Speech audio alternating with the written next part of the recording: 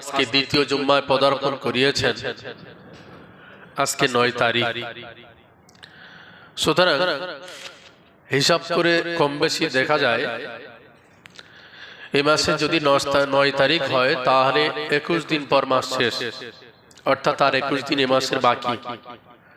সামনে রজব মাস ২৯ কিংবা ৩০। যদি ৩০ দিনই ধরা হয় তাহলে ৫১ দিন আর ওদিকে ১৫ দিন, তার মানে ৬৫ দিন কিংবা ৬৬ দিন গড়। ৬৪ থেকে ৬৬ দিনের ভিতরে বাকি আছে সম্মানিত পুণ্যময় রজনী শবে বরাত, অর্থাৎ শবে বরাতের আর মাত্র ৬৫ দিন থেকে ৬৬ দিন বাকি। মাহে রমজানুল মোবারক আর মাত্র ৮০ দিন বাকি, তার মানে ৩ মাস আর নেই, ৩ মাসেরও কম। মহান আল্লাহ রাব্বুল আলামিনের দরবারে আমরা কায়মুল বাক্যে কৃতজ্ঞতা স্বরূপ তানার কাছে প্রার্থনা করি তিনি যেন আমাদেরকে পুণ্যময় রজনীগুলো এবং পবিত্র মাহে রমজানে পদার্পণ করিয়ে আমাদের ঈমানকে তাজা করার তৌফিক দান করেন। আমরা সকলেই বলি আল্লাহুম্মা আমিন। বলা বাহুল্য, আপনাদের সামনে সংক্ষিপ্ত একটি হাদিস ইবারত এবং কোরআনুল কারীম থেকে কিছু আলোচনা করার জন্য আজকে একটা সাবজেক্ট বেছে নিয়েছি। মহান আল্লাহ তাবারক তাআলা বলেছেন, ইয়া আইয়ুহাল্লাযীনা আমানুত্তাকুল্লাহা হাক্কা তুকাতিহি ওয়া লা তামুতুন্না ইল্লা ওয়া আনতুম মুসলিমুন। ইয়া আইয়ুহাল্লাযীনা আমানু, হে ঈমানদার মুমিনগণ,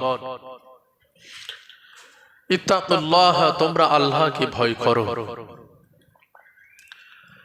হাক্কা তুকাতিহি, ভয় করার মতো ভয় করো,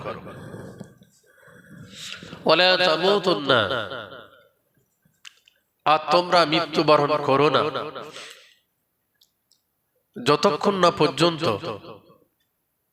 ইল্লা ওয়া আনতুম মুসলিমুন, প্রকৃত মুসলমান না হচ্ছ, অর্থাৎ প্রকৃত মুমিন না হওয়া পর্যন্ত মৃত্যুবরণ করতে আল্লাহ পাক আমাদেরকে নিষেধ করেছেন, যেন আমরা মৃত্যুবরণ না করি। তাহলে এই কোরআনের আয়াত দ্বারা প্রতীয়মান হয় যেন মৃত্যুটা যেন আমাদের হাতে, তাই তো নাকি? কি বোঝায় যে মৃত্যু তাহলে আমাদের হাতে? এর আগে আল্লাহ রাব্বুল আলামিন ঈমানদারদেরকে উদ্দেশ্য করে বললেন, হে মুমিনগণ, তোমরা আল্লাহকে ভয় করো। কিরম ভয় করো? হাক্কা তুকাতিহি, ভয় করার মতো ভয় করো। এখন ভয় করার মতো কতটা ভয় করি একটু দেখি। বিশ্ব নবী সাল্লাল্লাহু আলাইহি সাল্লাম হাদিস শরীফের ভিতরে জানিয়েছেন, সালাসুন মান কুন্না ফিহি ওয়াজাদা বিহিন্না হালাওয়াতুল ঈমান। মানুষের ঈমানের স্বাদ কোন মুমিন পেতে গেলে তার ৩টি বৈশিষ্ট্য থাকতে হবে। ৩টি বৈশিষ্ট্যের ভিতর থেকে আমি শেষের দিকটা আজকে বেছে নিচ্ছি। সেটি হলো বিশ্ব নবী সাল্লাল্লাহু আলাইহি সাল্লাম ৩ নম্বর বৈশিষ্ট্য যেটা বলেছেন সেটি হলো, ওই মানুষটা কি এমন তওবা করবে যেন পুনরায় পাপ কাজ করাকে সেই রকম ঘৃণা করবে যেরকম ঘৃণা করে কোন মানুষ আগুনে ঝাঁপ দিলে যেরকম ঘৃণা করে কোন মানুষ পুনরায় পাপ কাজ করার দিকে এগিয়ে যাওয়াটা ঠিক সেই রকম ঘৃণা করবে। আমাদের সচরাচর বহু মানুষ এবং বাচ্চা কাচ্চা আমরা চলাফেরা করি ইমানদার বলে আমরা দাবি করি। এখন কোন মানুষকে যদি বলা হয় যে এই কঠোর শীত লাগছে তোমার, তুমি একটু আগুনে কিছুক্ষণ হাত রেখে দাও, সুস্থ সবল কোন ব্যক্তি সে কি হাত রাখবে?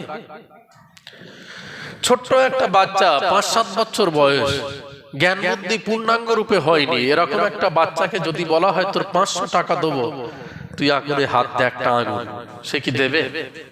জ্ঞান বুদ্ধি হওয়া তো দূরের কথা, দেবে না। কেন দেবে না? সে ভয় করে, আর সে জানে যে আগুনে হাত দিলে আমার আগুন পুড়ে যাবে। তাহলে কতটা ভয় করে? ও আগুনকে এরকমই ভাবে ভয় করে, ভয় করার মতনই কিন্তু ভয় করে। তাই না? কারণ 500 টাকা, 1000 টাকা, যদি লাখ টাকাও দেওয়া হয় তবুও কিন্তু সে আগুনে হাত দেবে না, কেউই দেবে না। তাহলে আগুনকে কতটা ভয় করে।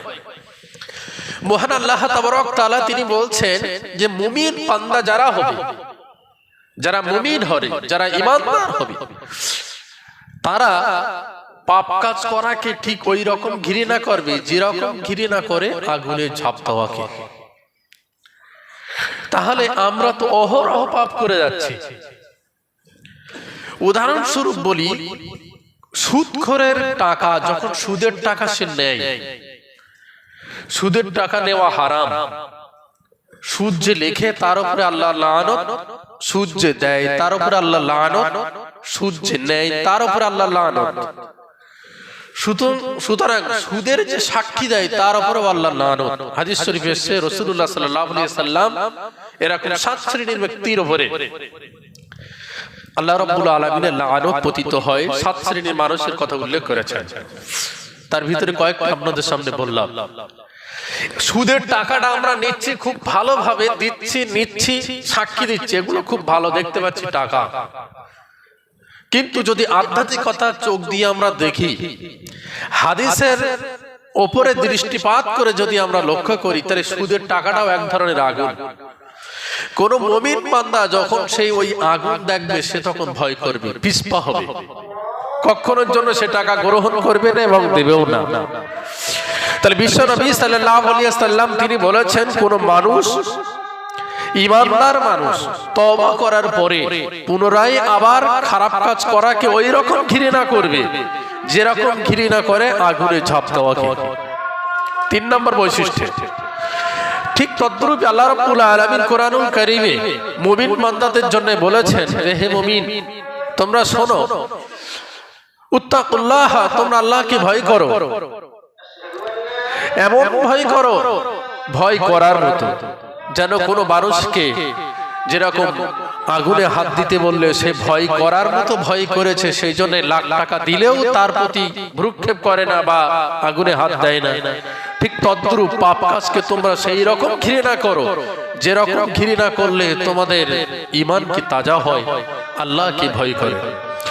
প্রকৃত অর্থে যদি আমরা আল্লাহকে ভয় করি, তাহলে কিন্তু আমাদের মাঝে এই বিভেদ আর এই রকম ভাবে পাপ কাজের ভিতরে আমরা আর থাকতে পারি না। আমাদের ভিতরে আল্লাহর ভয় নেই। উদাহরণস্বরূপ, যখন লেপের ভিতরে কম্বল মুড়ি দিয়ে কোনো মোবাইলে যদি নেকেড ছবি কেউ দেখে, আব্বা নেই, মা নেই, বোন নেই, ভাই নেই, কেউ নেই, শুধুমাত্র সে মোবাইলে যদি খারাপ জিনিস দেখে, ওর মনে যদি আল্লাহর ভয় থাকে যে আল্লাহ কেউ না কেউ দেখলেও আল্লাহ আমাকে দেখছে, এই ভয় যদি ওর মনে থাকে, কোন মুমিন বান্দা কখনোর জন্য 1 সেকেন্ডের জন্য হলেও সে কখনো ওই রকম কাজ করতে পারবে না। পারবে? যেহেতু তার মনে কি আল্লাহর ভয় ঢুকেছে। এই জন্য কোন মানুষ ওযু করে মসজিদে আসছে, নামাজ পড়বে, জামাতের সঙ্গে নামাজ আদায় করার জন্য, এমন সময় বিপরীত দিক থেকে একটা স্কিন টাইট গেঞ্জি পরে বেপরদা অবস্থায় একজন মহিলা সেও যাচ্ছে। সে জানে যে আমি নামাজ পড়তে যাচ্ছি।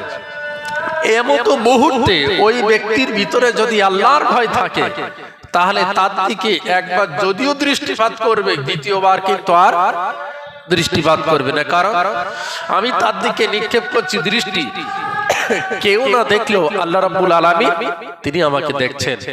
এই ভয়, আল্লাহকে এই ভয়, যে সুদ দেবে যখন, সে যখন জানবে যে আমি খারাপ কাজ করছি, সুতরাং কেউ না কেউ দেখলেও আল্লাহ আমাকে দেখছে, আমি এই কাজ করতে পারবো না।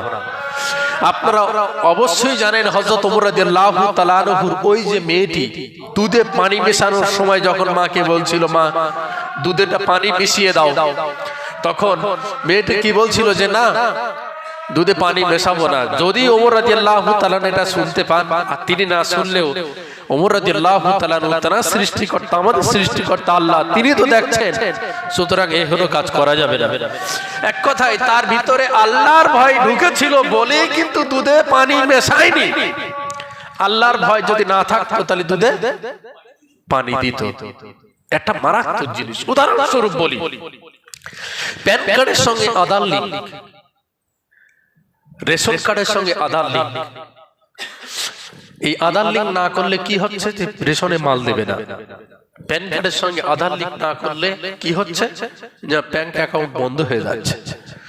ব্যাংকের সঙ্গে আধার লিঙ্ক করতে হবে, তা না হলে আমার গচ্ছিত টাকা আমি তুলতে পারবো না। রিসেন্টলি গ্যাসের সঙ্গেও আধার লিঙ্ক করাতে হচ্ছে, তাই তো নাকি? তা না হলে গ্যাসের ভর্তুকি ঢুকবে না। দুনিয়ায় সামান্য ভর্তুকি নেওয়ার জন্য যদি একটা সরকারের নির্দিষ্ট আইন আমাদের মানতে হয়, আর তার ভয় করে প্রশাসনের ভয়তে চোর ডাকাতি বা খারাপি কাজ থেকে আমাদের বেঁচে থাকতে হয়, তাহলে সমগ্র বিশ্বের যিনি সৃষ্টিকর্তা তার ভয় যদি আমার মনের ভিতরে না আসে, তাহলে কিন্তু তার দরবারে কৈফিয়ত দিতে হবে না।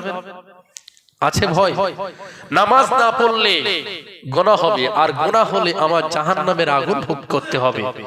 নামাজ না পড়িনি কেউ না জানলেও আল্লাহ জানে।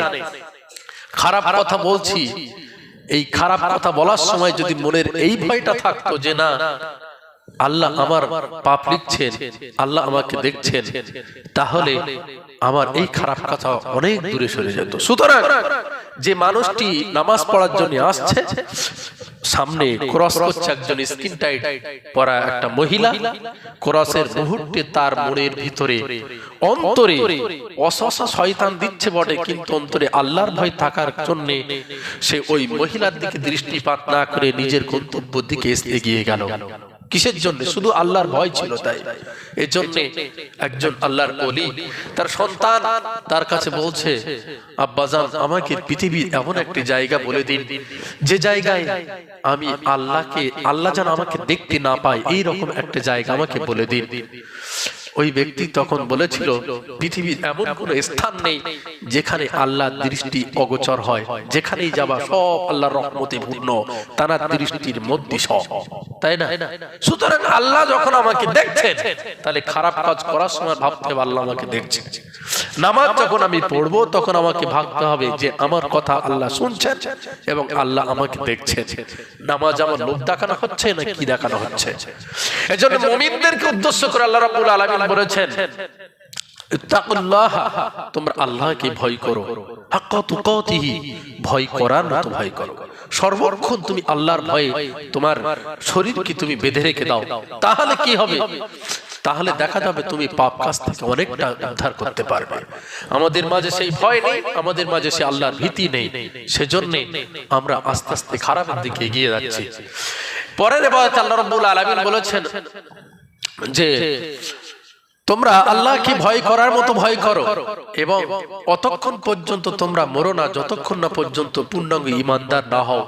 অতএব মরার চাবিকাঠি আমাদের কাছে নয়, আল্লাহর কাছে। যখন তখন আমাদের মওত হতে পারে, এটা নিশ্চিত। কিন্তু আমাদের কাছে ওই কথাটা বলার মানে তোমরা সর্বক্ষণ মওতের জন্য প্রস্তুতি গ্রহণ করো, অর্থাৎ আমাদেরকে সর্বক্ষণ ঈমানটা পাকাপোক্ত অবস্থায় করে রেখে দেওয়ার কথা আল্লাহ রাব্বুল আলামিন ওই ইবারতের ভিতর থেকে, আয়াতের ভিতর থেকে আমাদেরকে বলে দিয়েছেন।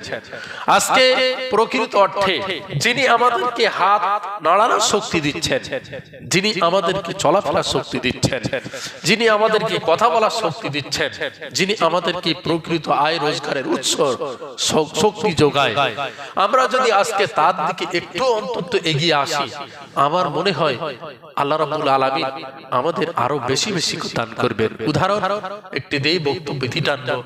আজকে যে কাজের ভিতর থেকে আমরা অনেক মানুষ নামাজ গাফিল হয়ে যাচ্ছি, বিশেষত আপনি মাঠে থাকেন, কোনো অসুবিধা নেই, আপনি মাঠেই নামাজটা পড়ে নেন।